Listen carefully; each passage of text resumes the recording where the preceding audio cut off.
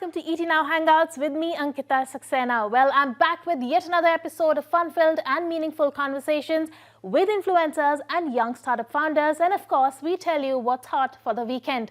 Well, one of the trends that really picked up during the lockdown was the premiumization of the alco-bev category. And along with the premiumization of liquor, there has been a lot of interest in the mixers market, with new brands coming into being during that time. Well, pushing the concept of Quicktales, where consumers don't really need a bartender to make a nice drink at home, is Vaum, India's first line of quinine-free botanical beverages. And today I have with me the co-founder of Vaum in the studio, Siddharth Saraf. Siddharth, hi, welcome to ET Now Hangouts. It's a pleasure to have you on the show. Thank you. Thank you so much for having me. So Siddharth, tell us what got you started with Vaum, what was the need gap, and how does Vaum fill that? So it was actually from a very personal need of, getting a beverage that's good for you, so that, you can have it at any time of the day. And also it can become a mixer, but just having an option that can be, non-sugary, less calories. That's something that, we thought was a proper gap in the market. And Akash and I, who are partners in this business, we thought that, getting something and developing something ourselves that could fill the gap, and, which started as a hobby has now turned into a business, and, it's prospering. Right. And so what is the market for mixers in India really, and what is the headroom for growth? So market for mixers as such, I mean, if you look at non-alcoholic beverages, it's almost about a 5,000 crore market. Okay. And the headroom for growth actually at this point in time is really large, because if you see India as a whole is, turning affluent. Right. There's a very large population that is looking at better beverages or just better choices. There's a premiumization that has happened in beverages as a whole, right? So even though it's a 5,000 market, I think the CAGR is in the range of 15 to 16%. So we see that beverages as a whole would really, outperform other FMCG avenues is what we look at. Right. Also, but we were talking and you mentioned that your focus area is primarily the HoReCa segment instead of the individual customers, or D2C perhaps, right? That's right. So when we started off, about 23 months ago, and this was just right out of COVID, one of the big responses that we got was from HoReCa channels, and mainly from restaurants as well, because the product is actually a very good mixer, and it does not require the bartender to have that level of high knowledge to make a good tasting drink. Right. So that's the area where we thought best to approach restaurants, approach hotels, and get orders, like the first line of business, and that's giving us a great repeat, so to say. So what is the share of revenue then in case of the HoReCa business versus the D2C? I would say it's about 60 to 40. 60 to 40. Yeah. Right. But tell us about the competition. There are already mixers in the space. There is Schweppes, there's Sepoy and Swami, and there's Jimmy's that does mixers. How do you navigate through the competition? And currently, you already told about your market share, but how are you navigating through the competition that already exists in the market? So what these other brands are doing, and competition actually is very welcome, because all of us are trying to create awareness and create this space. Right.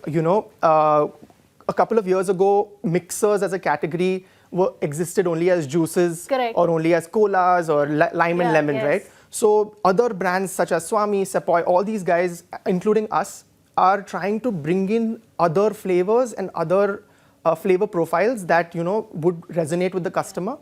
One of the USPs that we have, which is kind of different from the rest, is we have end-to-end control and over customization of flavors. Like today, if we feel that there can be there's a flavor called mango fig that we've made, right? That's a flavor that nobody else has. That's something that we probably are the first ones to introduce in India. We now have a great control over customization of flavors, and that's how we navigate. So we can create an end-to-end flavor very quickly and hit the market if we see that there's great response for something of that sort.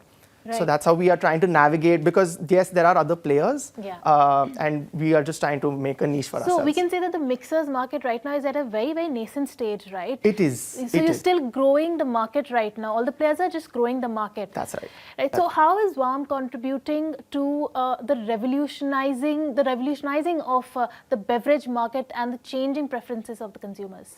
We now see that the consumers are preferring extremely premium beverages and just premium products. One of the things that we've taken a decision is, we'll only have glass bottles, and we'll only have exotic sort of flavors. And we've introduced botanical waters, as a range, which is something that has not been heard of before, which is basically a range of tonic waters, but without quinine. Quinine effectively is one of the ingredients that goes into making the bitter part of the tonic water. But a lot of people are allergic or intolerant to it. So that's one of the things that we have tried to introduce. Right. So Siddharth, tell us about the two product lines that you have. You have tonic water, and you also have the Quinine-Free Botanical Sparklers. That's right. Tell us about those products and the differences. Sure. So the tonic waters are traditional tonic waters. There's a classic Indian and a zero-calorie version of that, and there's a bitter lemon, which is a tonic water. What the difference is basically the tonic waters contain an ingredient called quinine, which gives it that bitterness. A lot of Indians are also a little intolerant towards it. Sometimes you do get a headache, and that's when we also thought that this can be a good traditional line of our product. But then let's innovate something. And the innovation was the Quinine-Free Botanical Waters, and there are 4 flavors in it. Everything is a dual flavored product. There is a mango fig, an elderflower rosemary, a grapefruit rosemary, and a cucumber mint. So these are slightly exotic flavors, and they go really well just as beverages on their own, and or as mixers with your favorite spirit, right? We look to grow the botanical sparklers because that are they are beverages that can be had at any point in time. You don't need to be they can't be just mixers. So the botanical sparklers is the range that we'll continue to develop, and in a few years we'll have a couple of more flavors added to that. Right. Also, you mentioned that you're focusing on the HoReCa part of the business more. So is it going to be like a B2B business? If it's a B2C business, then you need marketing also. So what is your marketing strategy? Right. So we focus on HoReCa and modern trade and general trade as well. So those are both our business lines. We are getting a great response and great repeat orders from the HoReCa channel. The places that we are placed in, we've curated bar menus for a few. They are using botanical waters and the botanical sparklers. The bartenders can make drinks and cocktails extremely easily. You don't need a super smart bartender at the other end. So that's been a great response and a great fit for us in terms of the HoReCa space. Right. So it's actually the HoReCa space for us is the B2B2C, because once we go through the hotels and the bars, we get to the final consumer, and then we understand how they are consuming Vaum. Right. But having said that, we are also placed in the modern trade, like your Nature's Basket and things like that. And also the general trade, which is your mom and pop stores, which are in and around. So in total, right now, we are in 6 locations, 6 major metros across India, and about 400 locations over the past. So what are the current consumer trends? You said there is a lot of focus on premiumization, and I think that had started during COVID when premiumization had really started, and a lot of beverage brands had also started coming out with premium products. So what are the consumer trends right now, and how are you planning to cater to that? So one of the trends, like you rightly said, is premiumization. That's what we are seeing through and through. We also see that in the age group of say 18 to 24, we now see that people are choosing to move away from alcohol. They do want to be a part of the event, but what are you drinking when you're not having alcohol, right? So that's where we fit in. So you can have a Vaum with you, just be a part of the party, but don't skip the alcohol. Just have the beverage, be a part of the event. So that's also another trend. In terms of flavors and flavor profiles, we are seeing that people are looking to move away from the standard lime lemon cola, and looking to explore other avenues in terms of flavors. Right.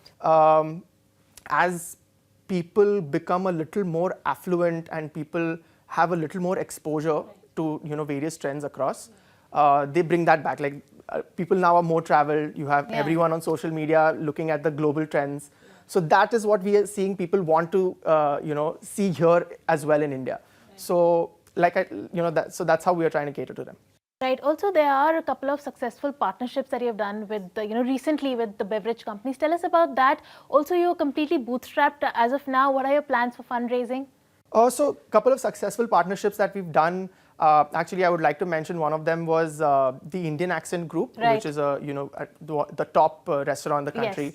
They opened a place called Hosa in Goa, which is a beautiful place, and it's modern South Indian cuisine. Right. So they did bottle cocktails with us, which are really flying off for them. The other partnership that we did was with the Campari Group, and with Bulldog as a gin. And so there are these marquee events that happen in India in terms of the Gin Explorers Club or India Cocktail Week. So we've done it with them. We've also partnered, like there is also a new beverage that's coffee tonics. Yeah. So we've partnered with Billy Who, which is one artisanal coffee house out of Gurgaon. And that's given us a great response. So all of these partnerships have only helped in raise awareness for us as well, and partner up with those brands. To answer your bootstrap question, yeah, we are bootstrapped so far. We are looking to raise funds, though that would probably happen after this financial year's close. As currently we are very happy where we are, and we are looking at the right partner, because we just don't want somebody to just come and put in the money, but just also be a partner who can partner up with us and be actively involved in the company. Right. Finally, Siddharth, we are a show for the young and the restless. So for the young entrepreneurs who are watching, what would be your advice? What are your challenges, and what are your learnings from your journey? One piece of advice would be that always, sometimes things would get hard. So just show up, just show up and, work it out on that day, and every day is a new learning, and it just gets easier as it moves on. It does look a little rosy from the outside, but entrepreneurship is slightly tough, but it works out in the end, is what I would say. Yeah. All right, Siddharth, thank you so much for your time. Thank you so much for joining us today. Thank you so much. And well, with that, it's time for us to slip into a short break. You don't go anywhere. We'll be right back.